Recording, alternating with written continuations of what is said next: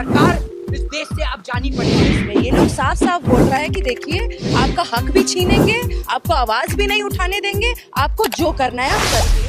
और इसलिए इकट्ठा होना चाह रहे हैं क्योंकि जहाँ पे वो बैठे हैं वहां से जब सरकार को बात बोलना चाह रहे हैं, सरकार सुन नहीं पा रही है। अब जब सरकार सुनना ही नहीं चाहेगी तो उनको तो दिल्ली आना ही पड़ेगा ना। अगर कोई भी इस नरेंद्र मोदी सरकार के खिलाफ आवाज उठाता है तो उसकी असली जगह जेल के अंदर है। आज जो कॉल था जंतर मंतर में वो किसानों का कॉल था, लेकिन एक और कॉल था, वो था ट्रेड यूनियंस का।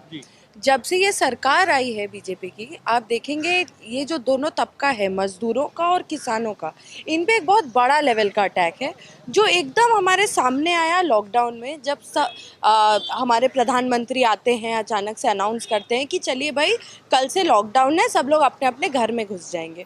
अब जिनके पास दिल्ली में घर नहीं है, जो काम करने आए हैं, जिनको अपने घर वापस जाना था, वैसे ही पूरे देश भर में जितने मजदूर थे, जितने किसान थे, उनको डायरेक्टली ये जो सरकार है, जो अंबानी की आप सरकार है, अदानी की सरकार है, वो बैठ के सारे वर्कर्स को रास्तों पे छोड़ दिया उन्होंने कि आपको जो करना है करिए, आप घर पहुँचे बढ़िया, आप नहीं पहुँचे आप मर जाए, हमारा कोई भाई रिस्पॉन्सिबिलिटी नहीं है, हम कुछ काम नहीं करेंगे।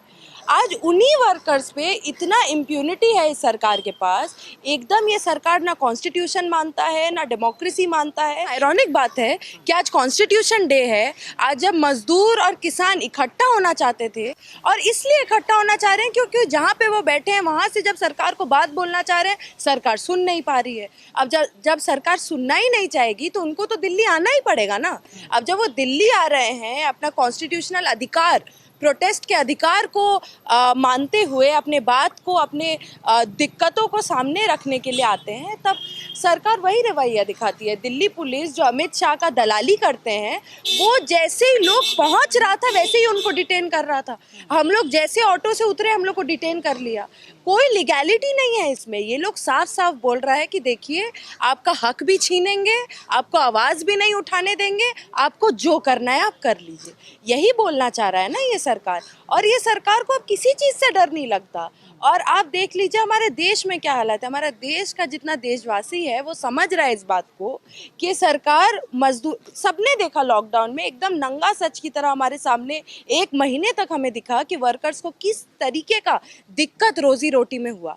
और उसके बाद जब उनका काम का घंटा आप 8 से 12 कर देते हैं, उनका सैलरी आप कम कर देते हैं, इतना 1 महीने से पंजाब हरियाणा बंद है, सरकार को कोई फर्क नहीं पड़ रहा है, तो गुस्से में तो सड़क पर ही उतरेंगे ना। तो लोग लॉ को इस तरीके से मेंड कर रहे हैं कि जिन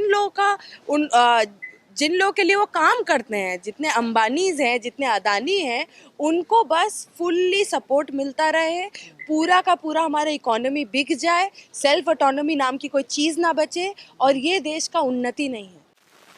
सबसे पहली बात और सबसे पहला प्रश्न, देश के प्रधानमंत्री नरेंद्र दामोदर दास मोदी को यह समझना होगा कि मात्र दिवाली देश के जवानों के साथ मनाने से देश के जवानों का हौसला नहीं बढ़ेगा।